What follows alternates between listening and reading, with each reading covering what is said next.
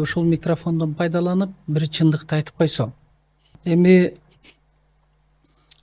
чындык өз убагында айтылыш керек. Баягы орустарда жакшы бир сөз бар. Вовремя несказанное слово — это ложь деп коет да. А кыргызда мындан да күчтүү сөз айтылат.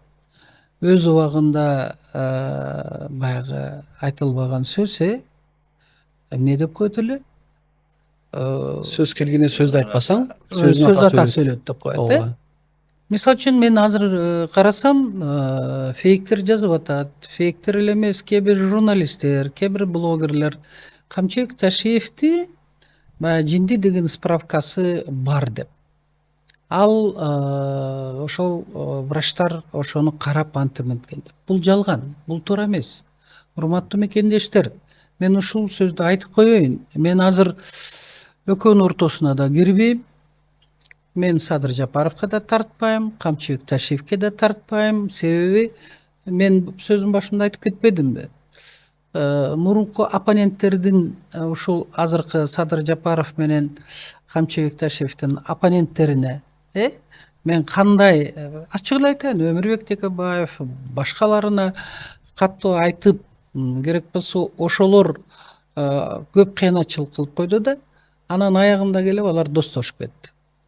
Элчи болуп атышат, дагы бирөөсү советник болуп атат, дагы бирөөсү бир кызматты ээлеп атат да. Ошондон кийин мен эркектердин ортосуна кирбей да койдум. Азыркы болуп аткан ситуацияга мен комментарий да бере албайтам да, себеби мен экөөнү бүгүнкү күнгө түшүнбөй атам да, эмнеге ушундай болуп кетти. Же айлана чөйрөсү атайын ушундай жасадыбы депчи, экөөнүн мамилесин бузуп, тиги Садыр Жапаровдун бийлигин алсыратып алабыз дештиби, же Камчыбек Ташиевден өч алабыз дештиби билбейм. Бирок могу чындыкты айтып коеюн. Камчыбек Ташиев боюнча андай справка болгон эмес. Болгону ошол 3 врач аялдар болгондо дагы, башка улуттун өкүлдөрү аялдар келишип тиги больницада жатканда булар.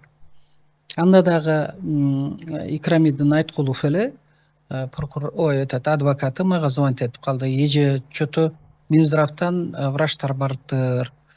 Ар түрдүү мындай айтканда узкий специалисттер. Мен түшүнбөй калдым. Сиз мен менен барыңыз дегенде мен барганмын.